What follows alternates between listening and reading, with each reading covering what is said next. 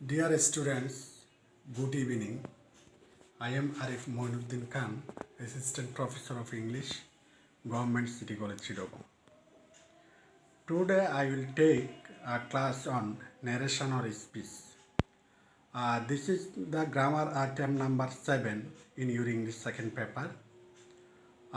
It's a big topic. It will take several classes to complete the topic. Today is the first class. Let's go to the board.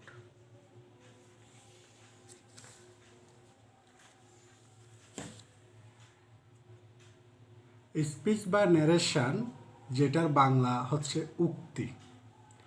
তোমাদেরকে পরীক্ষার প্রশ্নপত্রে second পেপারে, English second পেপারের পরীক্ষার প্রশ্নপত্রে number 7 item হচ্ছে তোমার passage narration. অর্থাৎ একটা passage দেওয়া থাকবে, সেই পেসেজটা ডিরেক্টও দেওয়া থাকতে পারে, ইনডাইরেক্টও দেওয়া থাকতে পারে। তো তুমি পেসেজ ন্যারেশনের মধ্যে আমরা জানি, ধর অর্থ অনুসারে সেন্টেন্স 5 প্রকার: assertive, interrogative, imperative, optative, exclamatory.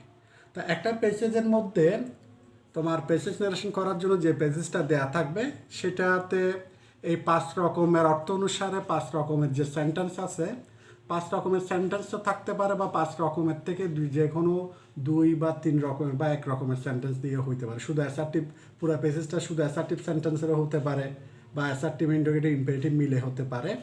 তো যাই হোক, পেসেজ ন্যারেশন করার আগে কিন্তু আমাদেরকে বিচ্ছিন্নভাবে কিন্তু, অর্থাৎ আইসোলেটেড সেন্টেন্স, অর্থাৎ 1 লাইন বা 2 লাইনের, যেমন নাকি আমি এখানে দেখাচ্ছি, এই যে একটা জাস্ট এক সেন্টেন্সের একটা ডিরেক্ট, সেটার এক সেন্টেন্সের ইনডিরেক্ট, এই ধরনেরগুলো শিখতে হবে। এগুলো শেখার পর আমরা এবার পেসেজ ন্যারেশনের জন্য বাড়তি কিছু রুলস আছে, কিন্তু এগুলো পেসেজ ন্যারেশনেও কার্যকর হবে। এভাবে আমরা পেসেজ ন্যারেশনে যাব। এর আগে আমরা বিচ্ছিন্নভাবে অ্যাসার্টিভ সেন্টেন্সের ক্ষেত্রে ডিরেক্ট টু ইনডাইরেক্ট কীভাবে হবে, আর তুমি যদি ডাইরেক্ট টু ইনডাইরেক্টটা শিখে ফেলো, তাহলে ইনডাইরেক্ট থেকে ডিরেক্ট করতে তোমার সমস্যা হবে না। এভাবে অ্যাসার্টিভ সেন্টেন্সে, interrogative sentence, imperative sentence, optative sentence, exclamatory sentence, এরকম প্রত্যেকটা সেন্টেন্সের আমরা ডিরেক্ট টু ইনডিরেক্ট করার নিয়মটা আগে শিখব। তবে সেন্টেন্স বেসড যাওয়ার আগে আবার কিছু জেনারেল রুলস আছে, যে জেনারেল রুলসগুলো প্রত্যেকটা সেন্টেন্সের ন্যারেশন চেঞ্জের ক্ষেত্রে প্রযোজ্য। আমরা সেই জেনারেল রুলস দিয়ে শুরু করব। তবে জেনারেল রুলসে যাওয়ার আগে আমরা স্পিচ বা ন্যারেশন বলতে কী বুঝি সেটা একটু দেখব। আমি দেখো, প্রথম একটা সেন্টেন্স আমি লিখেছি, he said comma inverted comma I am tired today.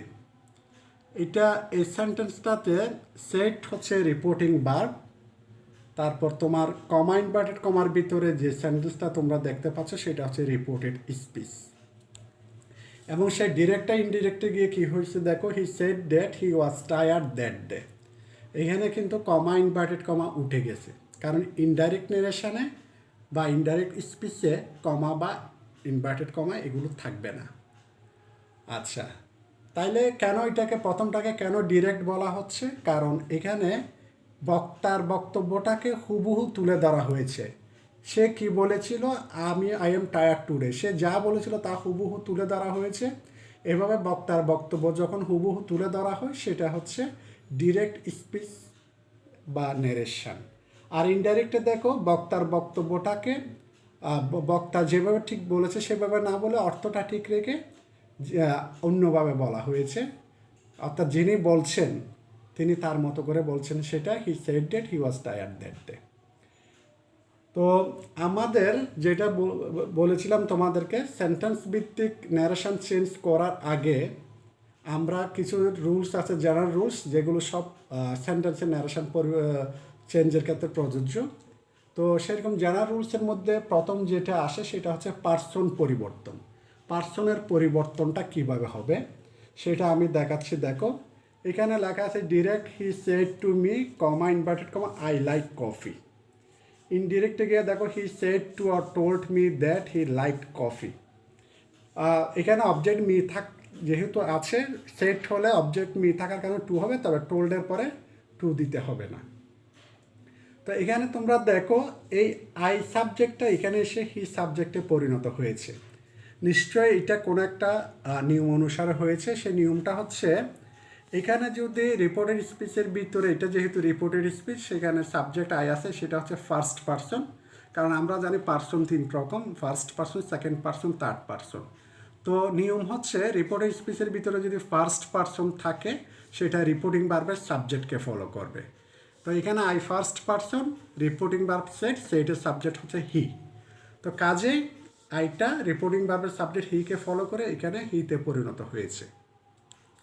এবার আমরা সেকেন্ডটাতে দেখো, he said to me you are right, he told me that I was right. তাহলে ইউটা কিসে পরিণত হলো? আইতে পরিণত হলো।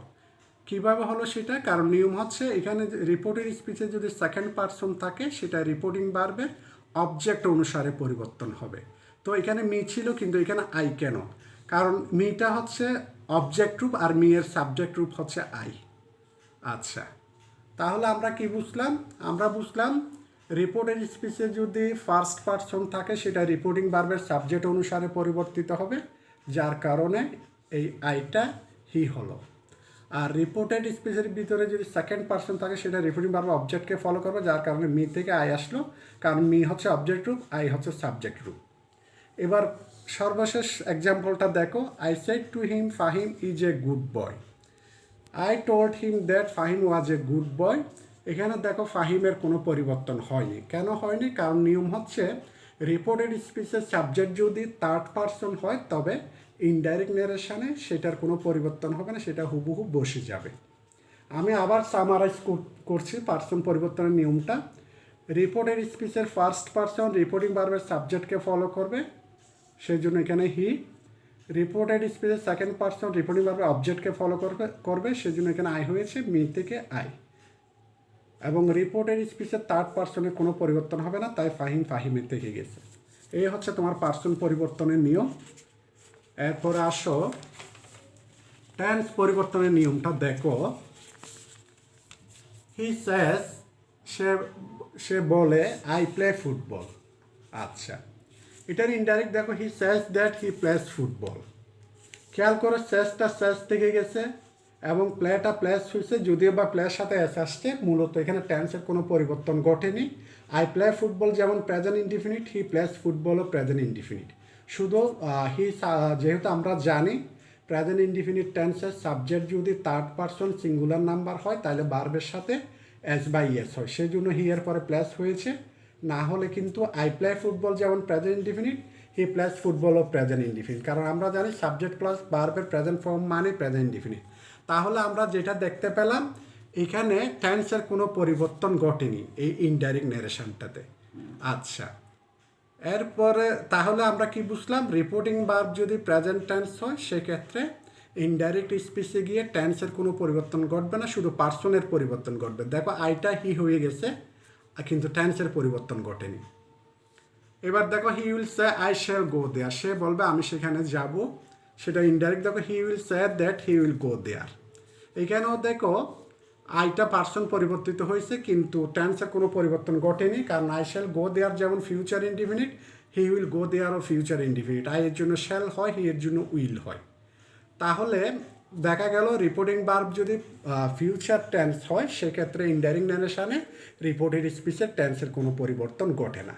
তাহলে এই প্রথমটা এবং এই দ্বিতীয় উদাহরণকে যদি আমরা গুছিয়ে বলি তাহলে দেখা যাচ্ছে মানে রিপোর্টিং ভার্ব যদি প্রেজেন্ট টেন্স বা ফিউচার টেন্স হয় তাহলে ইনডাইরেক্ট ন্যারেশনে রিপোর্টেড স্পিচের টেন্সের কোনো পরিবর্তন ঘটে না। এবারে দেখো, he said I play football, he said that he played football. এখানে দেখো এখানে কিন্তু টেন্সের পরিবর্তন ঘটেছে, প্লেটা প্লেট হয়েছে, এটা প্রেজেন্ট ইনডিফিনিট, এটা এখানে পাস্ট ইনডিফিনিট হয়েছে। তাহলে হচ্ছে কি রিপোর্টিং ভার্ব যদি পাস্ট টেন্স হয় সেক্ষেত্রে কিন্তু রিপোর্টেড স্পিচের টেন্সের পরিবর্তন ঘটবে। আমি তিনটার আবার সামারি করতেছি। রিপোর্টিং ভার্ব যদি প্রেজেন্ট টেন্স অথবা ফিউচার টেন্স হয় তাহলে রিপোর্টেড স্পিচের টেন্সের পরিবর্তন ঘটবে না, কিন্তু রিপোর্টিং ভার্ব যদি পাস্ট টেন্স হয় তাহলে রিপোর্টেড স্পিচের টেন্সের পরিবর্তন ঘটবে। এবার আরেকটা উদাহরণ দেখো, I said man is mortal, I said that man is mortal. এখানে reporting verb said past tense থাকাতে প্লেট হয়েছে, তো সেভাবে এখানে সেট যেহেতু পাস্ট টেন্স, এখানে ম্যান ওয়াজ হওয়ার কথা ছিল কিন্তু হয়নি কেন? এখানে যেহেতু এটা চিরন্তন সত্য বা ইউনিভার্সাল ট্রুথ, সেক্ষেত্রে কিন্তু রিপোর্টিং বার পাস্ট টেন্স হলো রিপোর্টেড স্পিচের টেন্সের পরিবর্তন ঘটবে না।